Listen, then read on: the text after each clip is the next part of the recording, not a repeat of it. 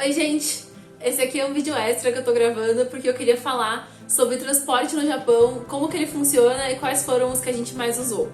O primeiro deles é o Shinkansen, o famoso trem-bala, que eu sempre tive muita curiosidade de conhecer e a gente foi lá e acabou usando várias vezes. Shinkansen. O que é o Shinkansen, Sofia? Trem-bala. É porque vai na velocidade de uma bala.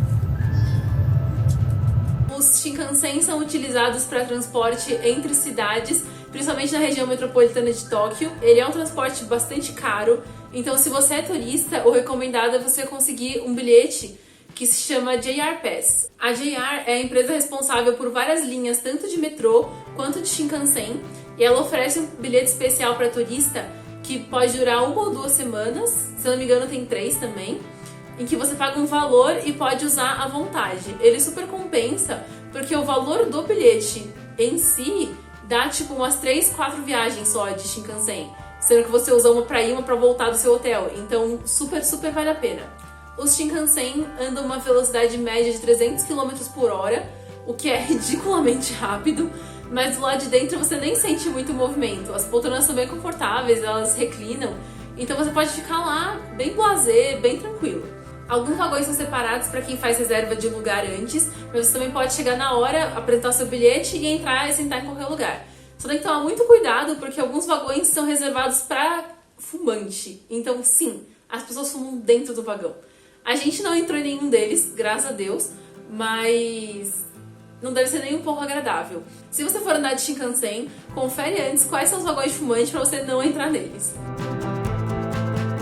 O segundo meio de transporte que eu queria falar é o metrô. Nas cidades grandes como Tóquio e Osaka, tem estação por toda parte, são várias linhas e elas te levam a basicamente qualquer lugar da cidade. Para vocês terem uma ideia, o Parque Ueno, aquele que eu falei no vídeo Tóquio parte 1, se você não viu, assista, ele tá muito legal.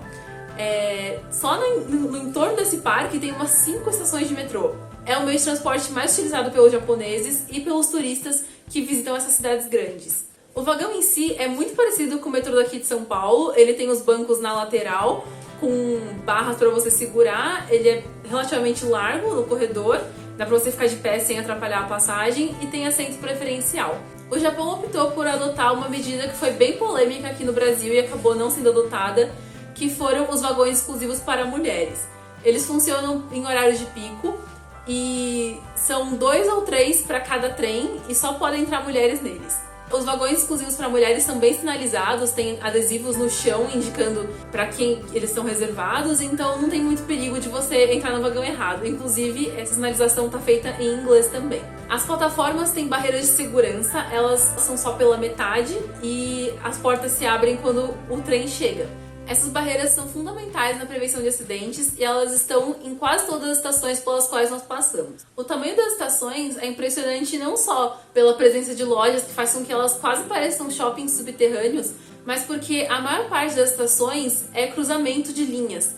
Como eu disse, são muitas linhas nas cidades grandes, principalmente em Tóquio, então quase todas as estações têm pelo menos 2 delas. Algumas chegam até 2 km de transferência de uma linha para outra. Claro, são várias plataformas e, como eu disse, tem muitas lojinhas, então dá para você se distrair enquanto anda, mas não se engane, se o Google Maps te mandar para uma estação, vá para ela, mesmo que a estação mais próxima de você também tenha a mesma linha. Porque aconteceu com a gente em Osaka, da gente precisar pegar a linha vermelha, a estação do nosso hotel tinha a linha vermelha e a azul. A gente ignorou o Google Maps e foi para a estação próxima do hotel. A gente andou os 2 quilômetros que separavam o hotel da estação sugerida pelo Maps, porque a gente fez isso via subterrâneo. Deu na mesma, mas talvez o caminho pela superfície tivesse sido um pouco mais agradável. O modo como as taxas de metrô são calculadas também difere bastante do que é feito aqui em São Paulo. Aqui a gente paga a taxa unitária e pode ir para qualquer lugar. Lá o pagamento é feito por distância, então como é que ele funciona? Você chega na sua estação, vai comprar o bilhete na máquina automática e aí você marca lá para qual estação você está indo. Ele te dá o valor correspondente a esse trajeto, você paga e pega o bilhete. Mas você não pode jogar esse bilhete fora, porque quando você sair, você vai ter que depositar o seu bilhete na catraca do destino para o metrô ter certeza que você pagou a taxa equivalente ao seu trajeto. Isso rende um pouquinho de confusão, ainda mais quando você não sabe disso, porque aconteceu de eu não saber que tinha que guardar o bilhete, eu joguei fora E aí quando eu fui sair, eu não tinha como sair porque eu tava sem bilhete. Então eu chamei um segurança do metrô, expliquei a situação, falei que eu era turista e tudo mais. E uma coisa curiosa é que o segurança super acreditou em mim. No caso, eu estava dizendo a verdade, mas eu poderia muito bem estar mentindo e ter pago a menos pra descer em outra estação ou uma coisa assim. Mas o segurança 100% botou fé e me deixou sair, liberou pra mim com o crachá dele e foi super tranquilo. Ah, uma coisa que é legal também é que eles têm a taxa de metrô pra criança. Então, acho que é menor de 12 anos, paga uma taxa menor e eles não exigem nenhum comprovante de que quem vai usar aquele bilhete é realmente uma criança. Quando você coloca na maquininha, aparece a opção adulto ou infantil e você seleciona lá e coloca o bilhete na catraca e não fica ninguém olhando se quem tá passando o bilhete é criança ou adulto, igual fica aqui em São Paulo. Eu achei isso muito legal.